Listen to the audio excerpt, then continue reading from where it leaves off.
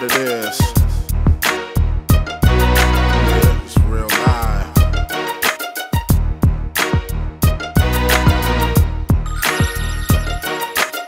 West Coast niggas is the craziest. Real low. I got fans all across the land, chillin' focused in Japan. I guarantee they say taste the man, and I'm sure, so I raise my hand. This is our brother right here, Asayero, and right now he's going to bring some very important information for our people, not just for our people, but for everyone. And this information is vital on how to build up our temples and keep our temples set apart, holy, preserved. So with that, Brother Asayero.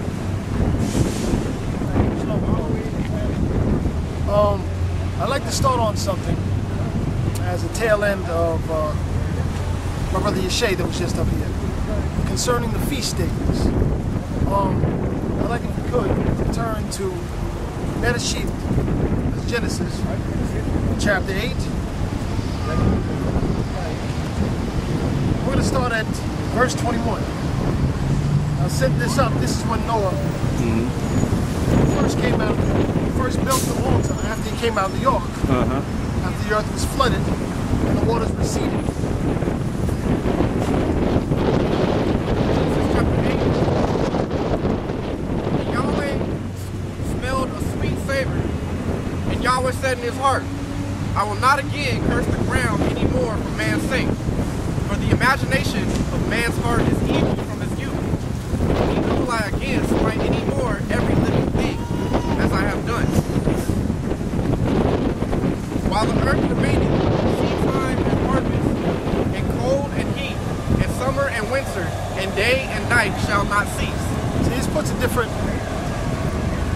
different infrastructure on the way the world or the earth moves, on the way the earth is seen, what we feel, our seasons, how we plant, so on and so forth.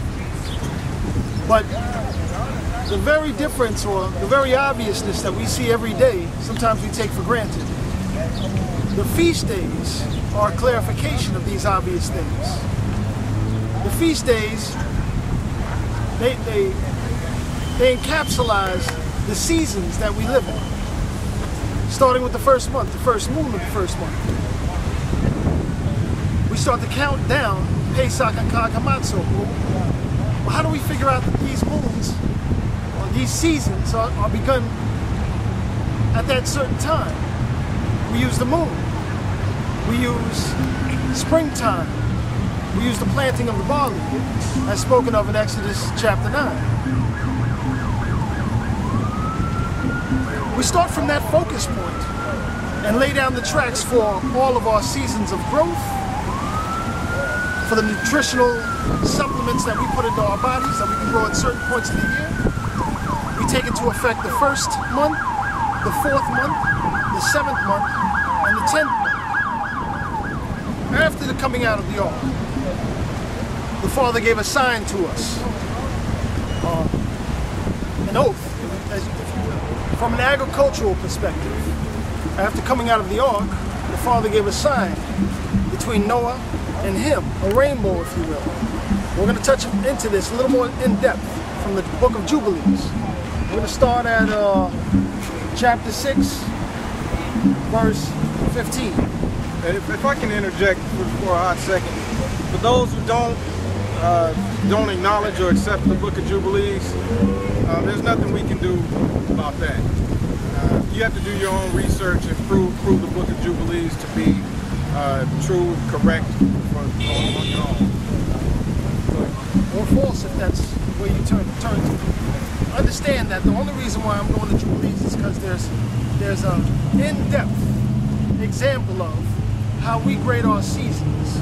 So people might say that, the book of Jubilees is not specifically precise in the way that they want it to be precise. But I'm just touching on one specific thing, and it's how we grade our seasons, how we tell from season to season.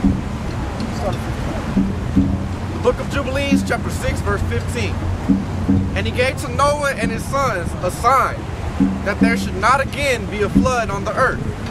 He set his bow in the cloud for a sign of the eternal covenant that there should not again be a flood on the earth. Right there. Now you can look back to Genesis chapter 9, and you can see all of this, just like it says it in the book of Jubilee. But here we get a little more in depth. To destroy it all the days of the earth. For this reason, it is ordained and written on the heavenly tablets that they should celebrate the Feast of Weeks in this month once a year, to renew the covenant every year. Stop right there. Now see, in the book of Jubilees, we're finding out that even in the days of Noah, it was written in the heavenly tablets that were to take the Feast of Weeks, that were to keep the Feast of Weeks. But see, we still might have a disconnect here. They speak of the heavenly tablets here. What they're talking about is the way that they read the sky. Plain and simple. You may not subscribe to the whole Feast of Weeks thing because of whatever. You can't go back to the land, you don't have Lewi'im, so on and so forth. But remember this, each feast day is associated to the particular season that we're in. This right here is an example of when we came out of the ark, we looked at the heavens, and it was written in the skies what season we were in. If it was summertime, if it was wintertime. It's amazing to me how many people have opinions about certain things like this, but don't know how the world just revolves. Don't know how the sun goes around, the earth goes around the sun. Don't exactly understand why we have certain seasons that are colder than the others. See, the Father, of course, always understood this because he made it this way. And the feast days surround actually how the planet works, how our seasons work. So to recognize the feast days is a bit like recognizing the Father's creation.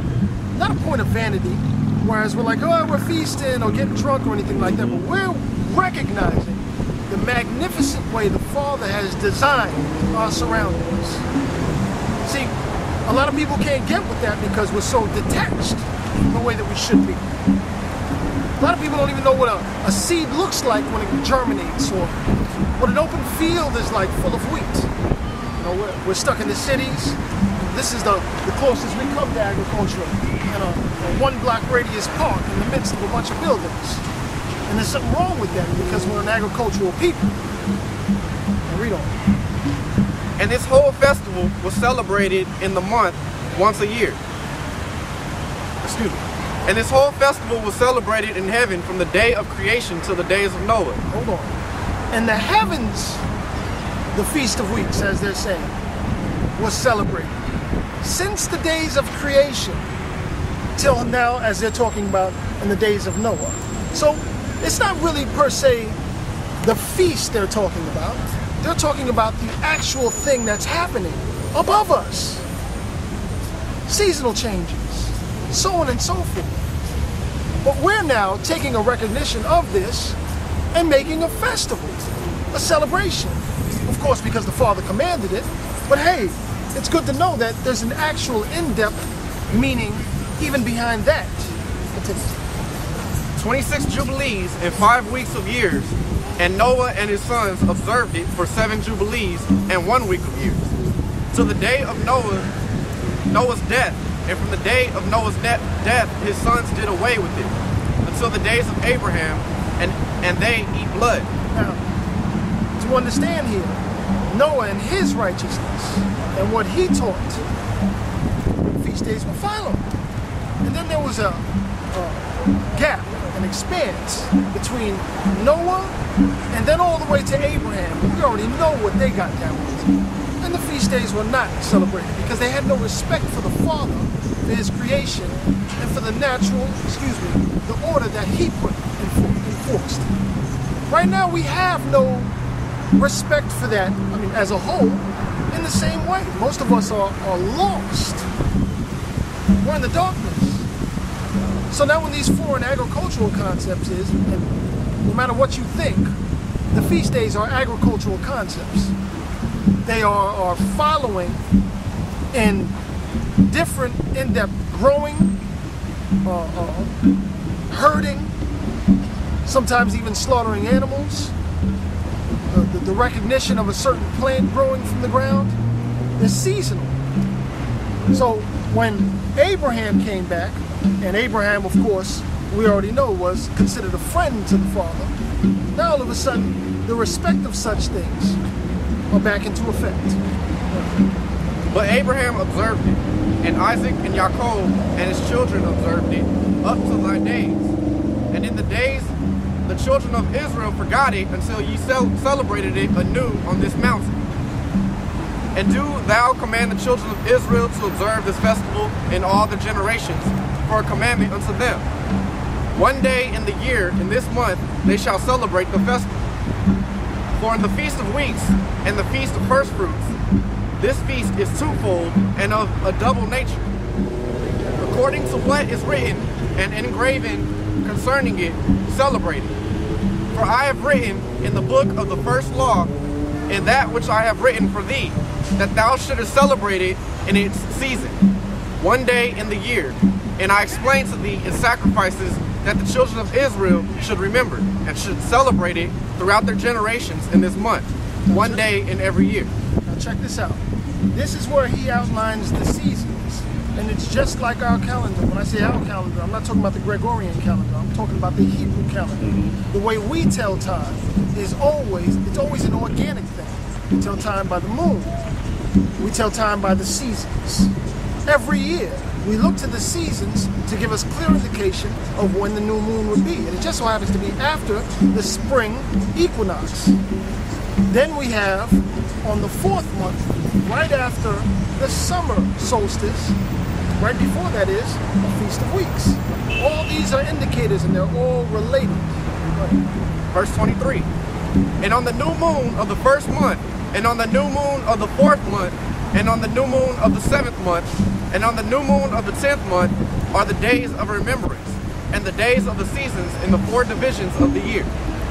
These are written and ordained as a testimony forever. And Noah ordained them for himself as feasts, for the generations forever, so that they have become thereby a memorial unto him. Now I want you to recognize something else.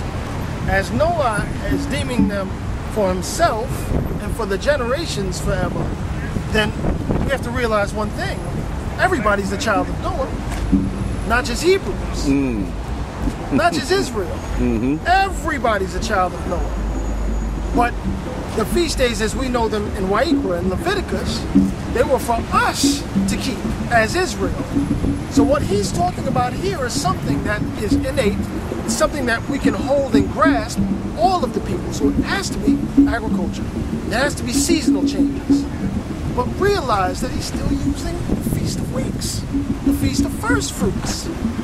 Because doctrine changes does not mean that seasons will change. Seasons will continue forever. They were considering these things, even our people, through Abraham, through Isaac, through Jacob. We're considering these things as he's laying them down right here. Except we just had something even more added to it. We had the hand of the Father onto us to say, listen, you got to do this for this specific reason and that for this specific reason. Continue.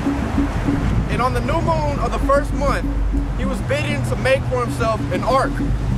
And on that day, the earth became dry, and he opened the ark and saw the earth. And on the new moon of the 4th month, the mouths of the depths of the abyss beneath were closed.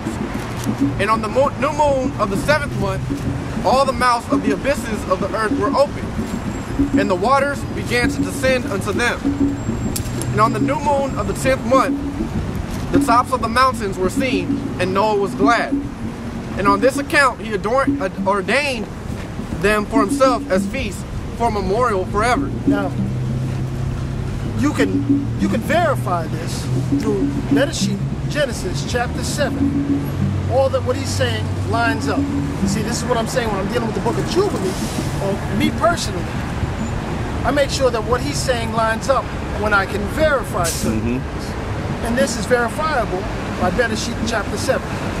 Continue. And thus they are ordained. And they placed them on the heavenly tablets each at 13 weeks, for one to another past their memorial, from the first to the second, and from the second to the third, and from the third to the fourth.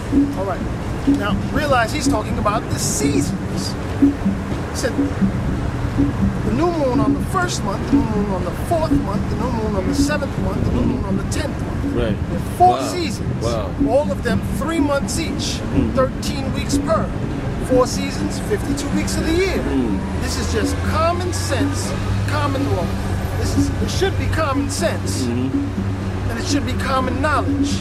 It's nothing refutable here. It's nothing we can argue about here. These are seasonal changes, and this is what he's placing in acknowledgement of.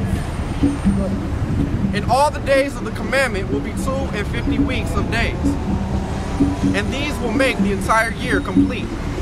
Thus it is engraven and ordained on the heavenly tablets, and there is no neglecting this commandment for a single year or from year to year. Check this out. It is ordained in the heavenly tablets. Now, how many people here know how to read the sky? How many people here know the angle of the sun during different seasons? Everybody notices that they have less daylight during the cold days than during the hot days. But what does that do for us? What does that do for the plants? I mean, what makes plants grow? Besides the water, the earth, besides the nutrients, carbon dioxide, oxygen for the roots, sunlight. So is it safe to assume the more sunlight there is, the more the plants grow? This is why we have more growth during summertime. And that is something that may or may not change as far as the equator is concerned. But it's something to take hold of. It's not because things are colder or hotter that we can grade seasons. It's because the angle and the variance between this planet and the sun, and many different things that he's seen back then, or it was given to him from the Father. But either way, these are things that we're totally separated from. You know, there is such argument. Oh no, we shouldn't be doing this and we shouldn't be doing that. But we have to understand that us as a people, we are so separated from how we're supposed to be. None of us can really pose this argument. People who wrote this book, people who wrote the Bible, it wasn't like they were saying, all right, I'm going to write this in an agricultural way, you know, so it'll be hidden from certain... No, they were just agricultural people. They grew their own food. Their commerce entailed certain foods, meats, herding of flocks. They sat there in open fields and didn't have a watch. They knew what time it was. They knew what season it was. On the farm, the practice that we use for planting has to do a lot with the squirrels. You see the squirrels start gaining food, we know, hey, I guess it's too late to plant. They know what's going on. They stashing food for the winter time. You see certain flowers blooming, and we understand that this is the time for us to plant first time of the year. These are things that we can keep in tune and in key. There are certain evolutions of the moon where it's better to plant when it's certain portions of the moon showing. Full moon, waning moon, waxing moon. These are terminologies that our people have lost, because all we worried about is rent and justifiably rent, or whatever synthetics we can put in our bodies to lower our sperm counts, pardon vulgarity, or what kind of pig fat we gonna wash our skins with this week or the next. Y'all gonna have to edit that part. Nope.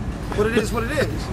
But the people who began this, and this doesn't have to be like a Hebrew understanding or a Canaanite understanding, or just being real, you know, an understanding from this people to that people. It's just, this has to do with the earth and the planet, and what we'll have to deal with if we take our mouths off of the pacifier of this world and have to fend for ourselves. These are things that we have to take into play. Verse 32. And command thou the children of Israel that they observe the years according to this reckoning, 364 days, and these will constitute a complete year. And they will not disturb its time from its days and from its feasts, For everything will fall out in them according to their testimony. And they will not leave out any day nor disturb the feast. All right, check this out. Why wouldn't they leave out a day or disturb the feast? Why was it written in the heavenly tablets? Why were all these things, these agricultural terms, if you will, put into place? You ever see, what was he saying the other day? How did they do the pin the tail on the donkey? That thing that they used to do in birthday parties. I used to do. They still do it. I just don't do it. Spin you around the circle. You spin you around the circle. And when you wake up, you're trying to figure out where the donkey is. You walking to and fro, trying to understand where the donkey is. Well, this is the reason why we have the heavenly tablets. So when we spin around and we lose the count of days, all we got to do is do what? Look up. Look up. Yeah, the barley's growing. We know the new moon is the beginning of the year. Things like this. We have the moon for these signs. We'll see that in Bereshit chapter 1. The lights in the heavens are for these. Please, go ahead. Bereshit of Genesis chapter 1 verse 14. And Mighty One said, let there be lights in the firmament of the heaven to divide the day from the night, and let them be for signs and for seasons and for days and years. All right. Now, how are the lights in the heavens for seasons? Everybody goes past that. Oh yeah, I'm going to argue with you about what's day and night, or I'm going to argue with you about the signs. But how are they for seasons? Anybody? I don't expect an answer, because we are people in darkness. Hallelujah. During the winter time, the sun is at more of an axis or tilt to the south. Am I south here? This is west right here, right? That's south. Yeah, I just have to be right there. Yeah. To the south. During the summertime, it's more straight up as we see it right now. This is a sign for us to tell us what seasons there are. Not only that, but the lengthening of days. The longer the day is, the more that we know we're closer to the summer solstice. The shorter the days, we know that we're closer to the winter solstice. And we can tell that by the lights in the heavens. But if they do not neglect and do not observe them according to his commandment, then they will disturb all their seasons, and the years will be dislodged from this order. Now, of course, the years won't be dislodged or the seasons won't be dislodged, but our understanding of them will be dislodged. I mean, we can't do nothing to change this. But now that we've lost our way for such a long time, the seasons are dislodged. And so are the years. And so are the Sabbaths, or the Jubilees. Right. And they will disturb the seasons, and the years will be dislodged, and they will neglect their ordinances. And all the children of Israel will forget, and will not find the path of the years, and will forget the new moons, and seasons, and Sabbaths. Doesn't that sound familiar? And they will go wrong as to all the order of the years. Doesn't that sound familiar? For I know, and from henceforth will I declare it unto thee. And it is not of my own devising, for the book lies written before me. Now check this out. Very interesting thing he just said. Please repeat that last sentence. For I know, and from henceforth will I declare it unto thee. And it is not of my own devising. Check that out. He's trying to tell you, it's not because I said so, it's because the Father said so. Not me, him. And being that we have this tool, we have to understand something. Once we're lost in that whole spin the tail thing going on, all we have to do is look to what was written in the heavenly tablets. Because languages can change and doctrines can change, but these things cannot. These are the things that we depended upon, being an agricultural people. And the feast days commemorate that. How crazy is it not to want to do the feast days? Why wouldn't you want that? That don't make any sense. So, well, y'all already know, whenever I hear some craziness like that, I'll be like, you work for the adversary, let's keep it moving. But that's just me, you know why? Because when I see a person who can't tell me about the tilt of the sun, or the reason the seasons are changing, or how to grow even a grain of wheat, but they want to tell me about the seasons And the feast days? Yeah. Just as simple as that. We got to learn to keep it moving like that as well.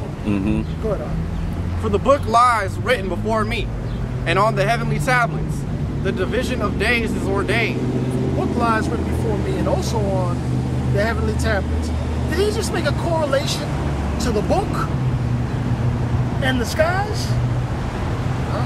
Go ahead, Lest they forget the feast of the covenant and walk according to the feast of the Gentiles. Ooh, that sounds familiar After as well. their error and after their ignorance. After their what? After their error and their ignorance. Ah, you know why? It's their error and ignorance as well. Why they make a new year in the dead of winter? Because remember how we said, all of us are children of Noah. Now they might not do a whole feast day and Chag HaMatzot and Chag HaShavuot and so on and so forth, but to know that the year does not start in the dead of winter, well, that just makes sense. And they're just in error.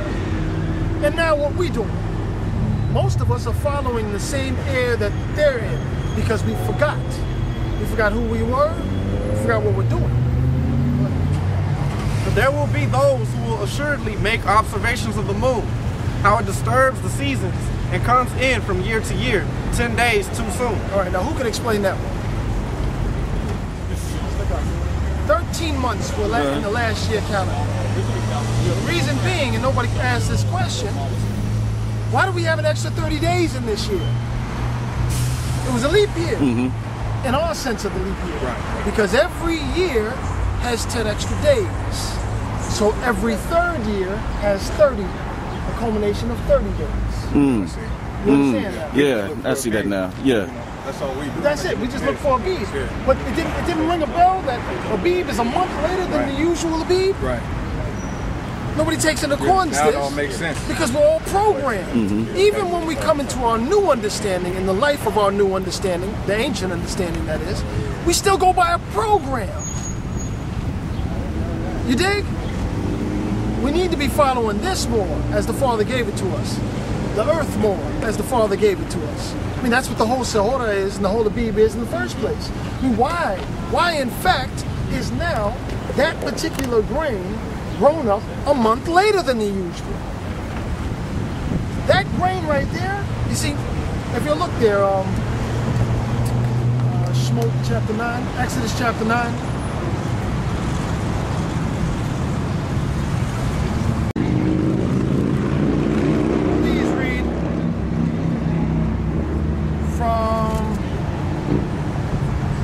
verse 30. Shemot, Exodus chapter 9, verse 30.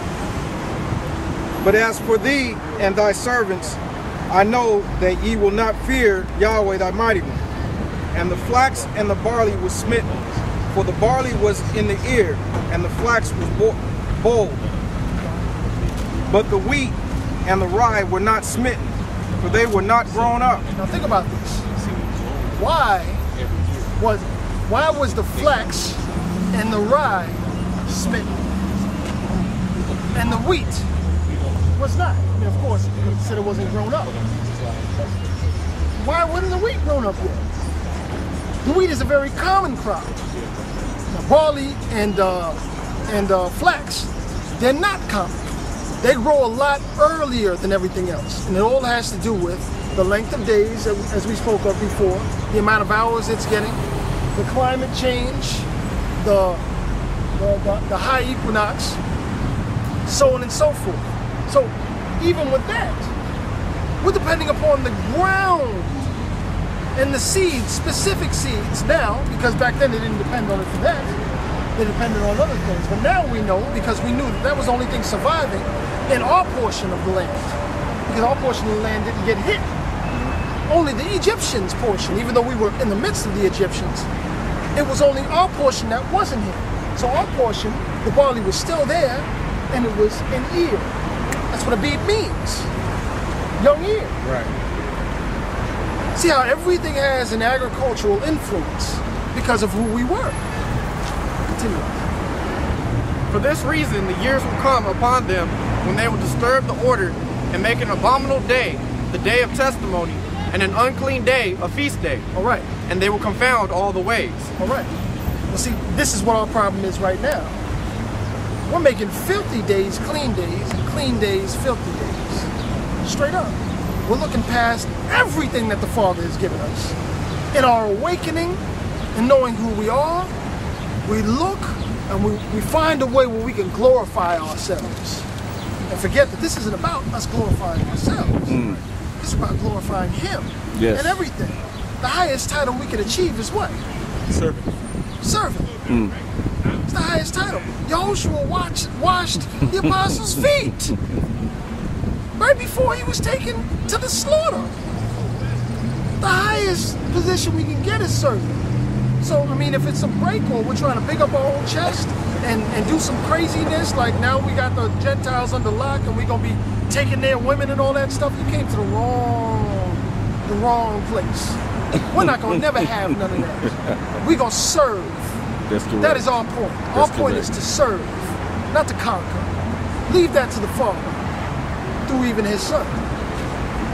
But, And they will confound all the days, the holy with the unclean, and the unclean with the holy. For they will go wrong as to the months and Sabbaths and feasts and jubilees. For this reason I command and testify to thee, that thou mayest testify to them. For after thy death thy children will disturb them, so that they will not make the year 364 days only. that sounds familiar.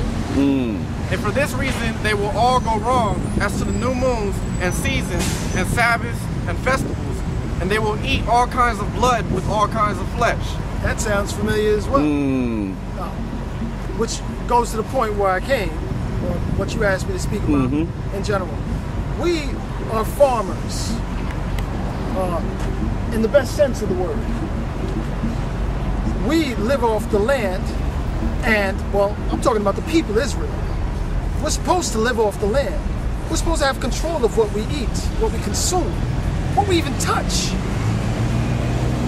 Touching things can be unclean, and they all have a scientific inference to it. You can touch an unclean person in one way or another and catch what that person has. Straight up. You can eat a thing that kills you and love it. Straight up. It was said for us not to eat an animal with the blood in it, right? So let me ask you something. Which thing is more unlawful? To eat a pig or to eat a cow full of blood? Anybody? Same wickedness. Same wickedness. Well, guess what we're doing at places like that? The Burger King that's down the block. They ain't draining blood out of animals. They need that redness. They're not killing things in a proper and clean manner. Now, we might think that this is a religious thing, but it's not. Father said for the life of that thing was in the blood. So whatever it's carrying, whatever it's dealing with, the hormonal influences that it might have, to kill an animal while it's scared to death is going to have a different effect on you than killing an animal in the proper manner. These are the reasons why the Father graced us with these tools of knowledge. And what we do right now is we eat whatever the hell we want. And we say, well, it's not pork, so it's okay. It's not just that. It has to do with a lot of things. Remember the E. coli scare? What was it, 2 years ago? And spinach. How did E. coli get in spinach? Anybody? Tell me how. Through the fertilizer. Through the fertilizer. Well, E. coli is an animal bacteria. Well, would it surprise you to know that there's about, I think, 8 or 9 different E. coli bacteria in the stomach of a cow? So why do we still eat cow? Because cows have the ability to expunge these bacteria.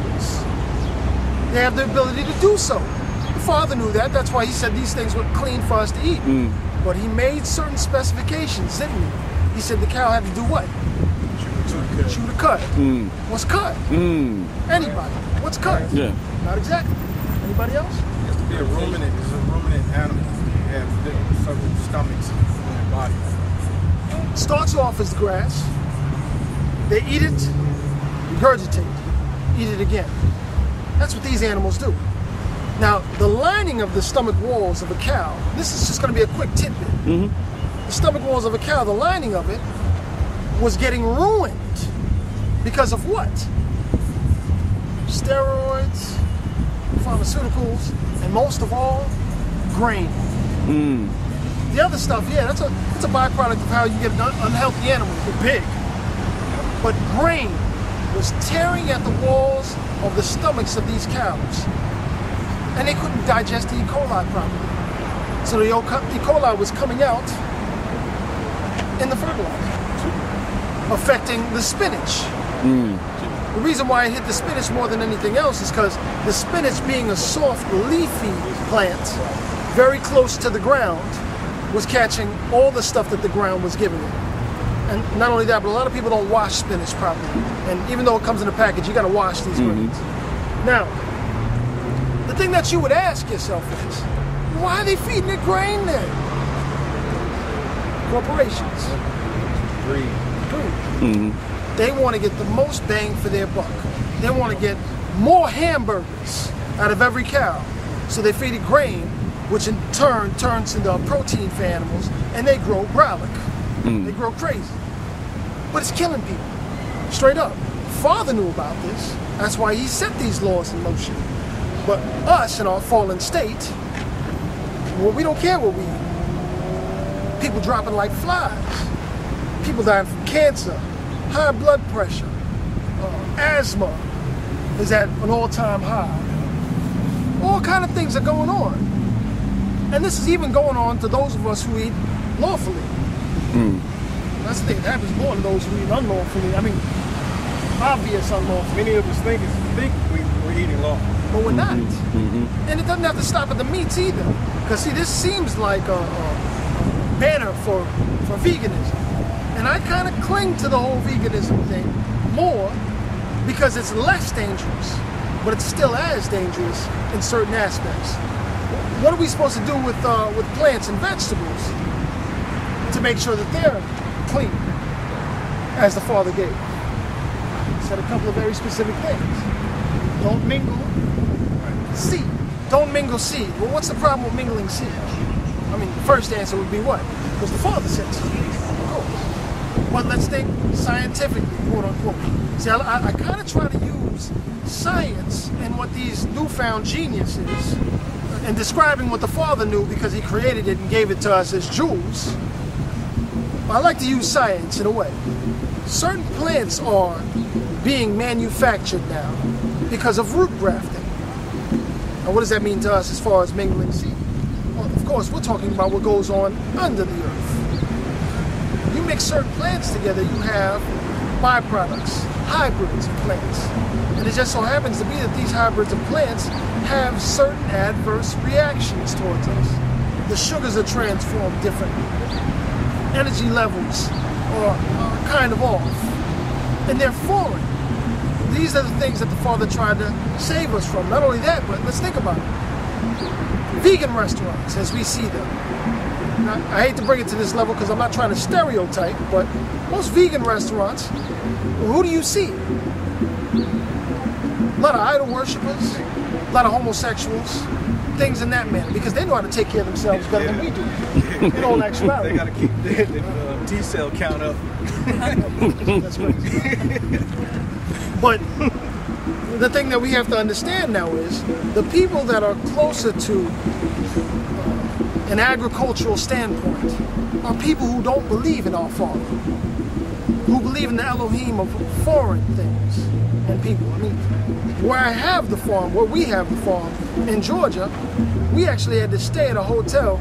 Yeah, I got stories, we'll talk about it later. We actually had to stay at a hotel with people who we found out to be idol worshippers, living sun worshippers. I mean, I woke up in the morning one day to a woman holding up a brass bowl full of water and who knows what other kind of excrements, I don't know, and splashing it to the sun. It's a very serious thing when we think about who's dealing with our food and growing our food and sacrificing the food to whatever kind of deity. And in Wa'ikra, in Leviticus, I think chapter 17 and 19, it speaks about us not eating the holy things. Or, excuse me, those who are not of us to eat the holy things. Well, what about us eating their holy things?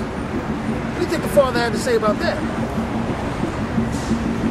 What would you feel about eating something that is sacrificed to other people's idols? If I know it is. The spiritual influence in that has to be vast. But yet, what do? I don't care, man. I got to eat me some food. When we have farms, y'all in LA. How many farms we seen that day we went to go pick up them bean sprouts? Straight up. Couple on the down south term of couple, meaning like 10 or 20. Over here, on the way here, there are people growing things, and you can visit their farms. You can see what kind of people they are, what they feed to the produce. You can actually take a more active aspect in what goes into your body. And the kick about it is, it's cheaper. They sell it for like half the price. But we go to supermarkets because it's convenient. And we don't have to do that homework, that work at all. You see those couple of posts that I put on that Facebook page? No, that's it. Okay, local harvest. You can find out all the farms that's around you doing community-supported agriculture, which means basically the community has a point not only of sponsoring the agriculture, but in growing it. Sometimes they'll ask you for work instead of money. Look how many unemployed people we got, man. Go send Day and them over there, man, to go work for the food. I say and them over there. They'll work for the food for the house. You ain't got no job? Cool. Go over to that farm over there and offer your services. They ain't gonna pay you, but you're gonna come home with food. We can do these type of interactive things. I really believe that the best way for us to do it is to return to the roots. Get you some land. Farm. The only thing that's staying up on commodities right now in this country is food, because everybody needs food. And it's in our blood. To grow, to herd, to deal with cattle, vegetables, wheat, grain, so on and so forth. So what are we doing? Third section. There is a list, and maybe later on you guys can add it in there, of things that we have in our own houses that are unclean. Now let me ask you something. With the pig, we were not supposed to eat it, right? But what else? Touch it, right? What's the main ingredient that makes suds in soap? Anybody know? Well, yeah, glycerin. Glycerin. But you know you can get glycerin from animal or vegetable. And what's the cheapest way for any of these Gentile minds to do it? Animal fat. Pork usually is the most cheap, most inexpensive way, and the easiest way for them to do it. It's just basically the most efficient way when it comes to soap. It's very efficient, but it's not good for you. It's not good for your skin. It takes the moisture from your skin instead of putting moisture into your skin. And it's unlawful. It's an abomination to us. They got this stuff in toothpaste, in soap, and pretty much anything that needs suds. We're dealing with a society that is so wicked, they have infused things that are unclean and unlawful into everything we do. Everything we do. Mixing threads. Mingling diverse cattle. Remember them cows we seen the other day? I never thought about this, man. Those didn't look like no regular cows, huh? But they're mixing things in order to find better breeds. Because, of course, the Father isn't good enough in how he does it. And we take it in, hook, line, and sinker. We eat it. We put it on our bodies. I'm talking about even feminine products, as I've learned today. There are feminine products now that you buy on the local, well, women buy on the grand scale that make their time of the month, during that time of the month, that makes them bleed more. That makes them clot because of these unlawful ingredients that they have in there. And you know what that's about? To reduce reproduction of our people. Straight up. The plastics that are in these bottles. From a number of things, from the clothes that we wear. A lot of times we wonder to ourselves, well, how come we can't mix threads? Aside from the fact, of course, the easiest answer is the Father said so. Right. What else might have been on his mind? Excuse me, if I can even say that. What else was in the meaning that we can't even understand? Basically, the way that I look at it is, anything synthetic is unlawful. I don't know what they're doing. I don't know what they're doing at all. I want to have a full hand. I'm from the Bronx and I'm a farmer now. I want to have a full hand in everything that I consume, because sometimes I think to myself, man, this is going to sound crazy, and this is not really what I think, but this is like on an imaginary scale when I was younger. I used to say, man, the angels is going to come, and they're going to be like, that ain't no Israelite, he got all kind of pork all over him. I used to think things like this. Seriously, it used to spook me out. But I really don't know. We are said to be a peculiar people, set apart from the heathens. But what are we doing? We're doing everything that the heathen gives us and feeds us. That's about it I have to say. But I would love for anybody who has any kind of interest in hearing more about what we're doing at the farm, local lands. It's in Georgia. Please email me at local_lands@yahoo.com, or get with the brother Yeshay or Danielle, because we family. We got to make sure that everybody is able to profit. I don't mean financially, I mean profit, as far as spiritually, physically, whatever, from what is lawful. The law can't be a burden to us. It has to be our pleasure to serve the Father. Indeed. And we have to feed each other, clothe each other. We have to give love to each other through action, because that's what love is, as far as Hebrew is concerned. It's not just some blanket theory. We have to love our Father, and we have to love each other. With that I say shalom. Shalom. Lipia, what does that mean? Lipia. You said Lipia? Yeah, that's what you had. Leap year. Just like in the Gregorian calendar, the calendar that we use right now, a leap year would usually constitute 29 days in February instead of 28. That would be like a leap year. With us, leap year is every third year. It really isn't called a leap year. I wish I had a proper term for it. But it's the equivalent of what they do now as far as a leap year is concerned. We'd have an extra left over per year, and we'd add it to another year.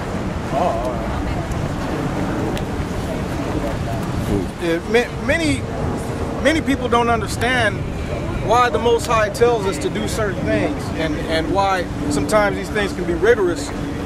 But the Most High is looking out for us. That's why He's telling us, don't eat this, don't touch that, don't do this, don't do that. It's love. Because He's our Heavenly Father. He's looking out for us. He's trying to guide us. But we have to put the work in, put the time and effort in to do our homework, and to not just think that we're holy or set apart because we're Israel. That's not what's going to make you holy. It's to, the Most High says, be holy because I'm holy. Be holy like me. Walk in my ways. So we're to become like the Most High. And, you know, we can't, once you really start digging into this, you find out, oh, I didn't know that. And then you find out something else that you have to do. It doesn't just end at, when you stop eating unclean meat. There's lots of unclean products out there. And then when you overcome that, then you have to deal with the blood aspect.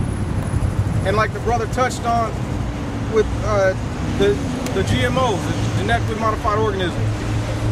You know, the Most High created these plants and animals after their kind. It says that in the first chapter of Bereshit.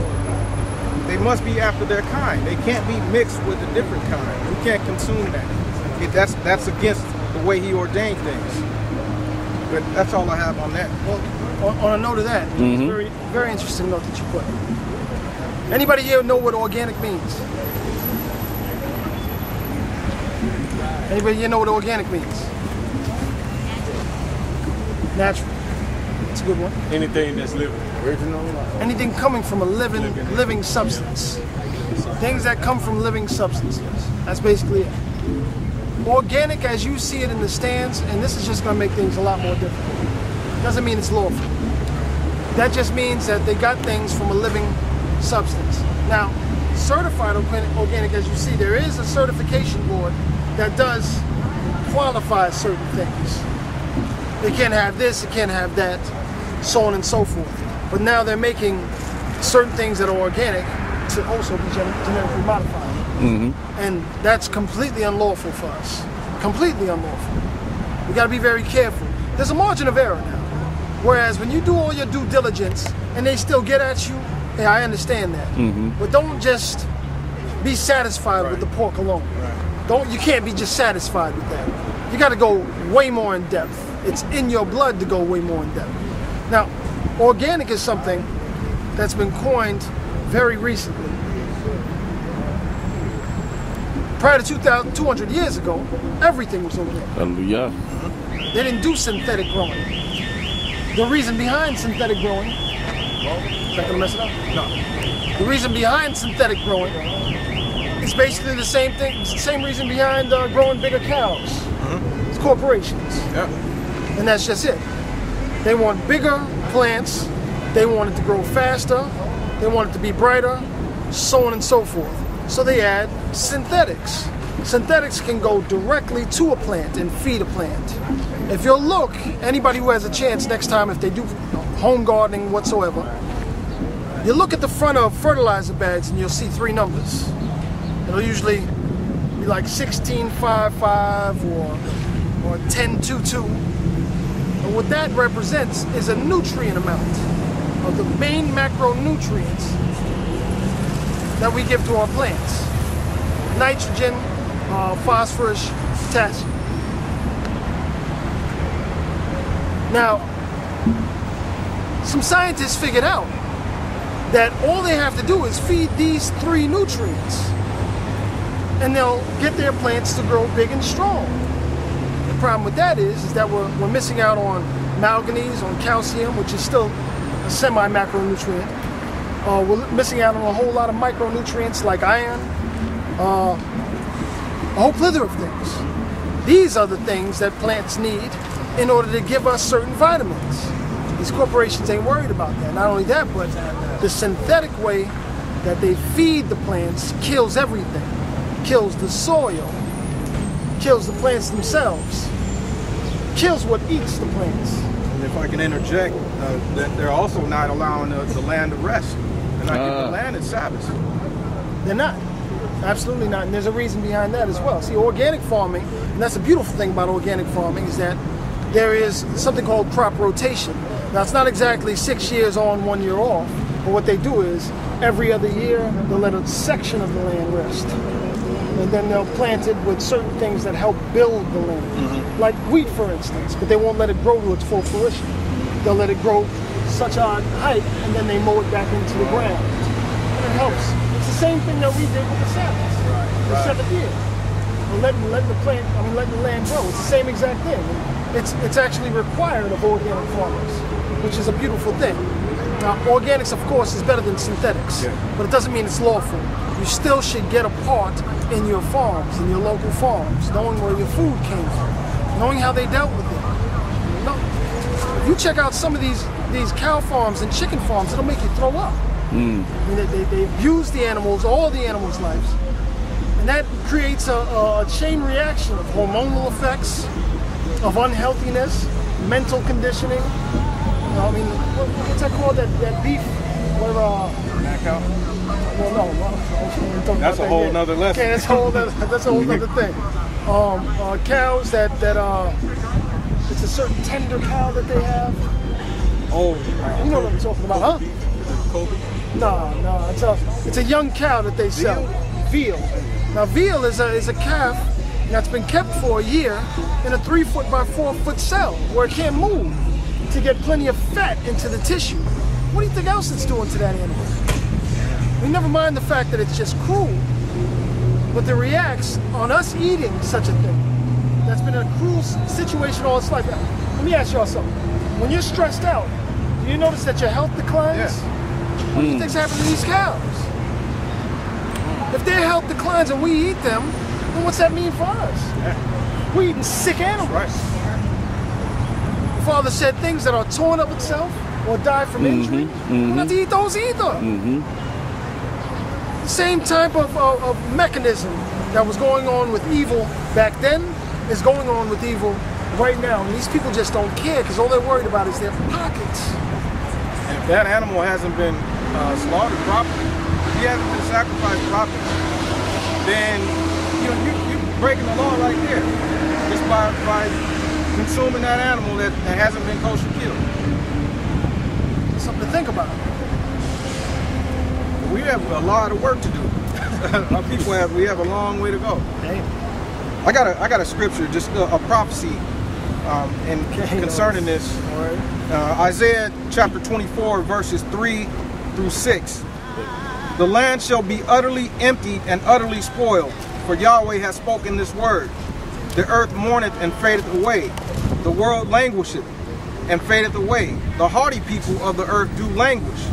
The earth also is defiled under the inhabitants thereof, because they have transgressed the laws, changed the ordinances, and broken the everlasting covenant. Therefore have the curse devoured the earth, and they that dwell in are desolate. Therefore the inhabitants of the earth are burned, and few men left. So the Most High's got some cleaning up he's going to do, because this planet's been defiled. Revelations, it says that he will destroy those who destroy the earth. Yep. And when we think about the prophecies, like just going to the base prophecy that everybody uses, Deuteronomy 28, we always look to the punishments. Mm-hmm. We see the punishments and how they're inflicted upon us. But we fail sometimes to realize the steps it takes to get to there. A lot of times we're like, well, the Father said it, so it's just that. But the Father was talking about 2,000 years in the future. The chain reaction that has happened and is still happening right now through what we eat, how we interact with each other, how we deal with Him, with the respect that we give to our Father. It has a mental reaction on us. Not just Him punishing, just you're being punished, but when one hates the Father, what kind of chain reaction is that going to bring? Seriously, we ain't got to do nothing. I always say that all the time. We ain't got to do nothing, man. They gonna prayerfully He'll be back, and if He ain't, then He worked for the adversary. Let's keep it moving. Right. So, and that's just it. It's just self-destruction. Serious self-destruction. Talking about we were blind, as in noonday, as the blind gropes in the darkness. Yep. How much blinder could we be? We are a people that lived off the earth and told the time by the seasons, loved our Father with all our heart, and now we are sitting here living under heathenistic people. Yeah, with a tail. Some of us are heathenistic people ourselves.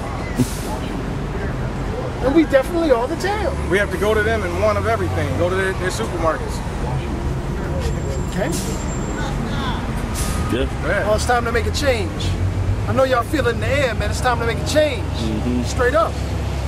I know you feel it in the air, man. That's right. It's the time, huh? That's right. If now's not the time, then I don't know when's the time. Stop trying to figure out how the future is going to be the future, man. Start dealing with things right now. It starts with you. Absolutely. Deal with things right now. Don't worry about how it's going to be tomorrow. Worry about doing the right thing right now. The Father going to take care of the rest of it. And that chain reaction will be a good chain reaction.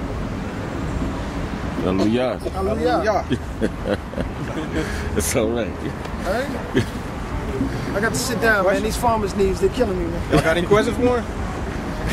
He said that was two pretty dogs on thorough.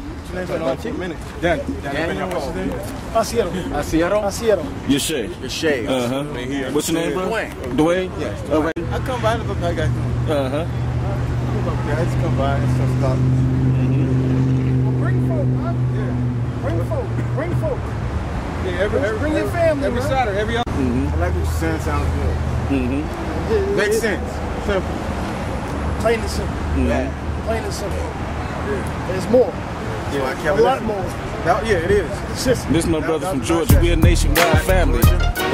He's from Georgia. We got people from all over the state. So this is a nationwide thing that we're doing. But it's ancient too, as we, we're the children of Abraham, Isaac, and Jacob. So it didn't start here. This is something that goes way back. So yeah. I got fans all across the land. California to Japan, I guarantee they say, take the man. And I'm sure so I'll raise my hand. Wave the chopper in your face and have you wishing that you made me banned. I leave it with puffy eyes trying to weather the storm. These fools talk a good game, but never before. Don't wanna see the killer bee swarm and sting. Delete your blink so quick you get sick. Can't touch this. Like Michael Vick in the pocket, I'm the product that can't stop it.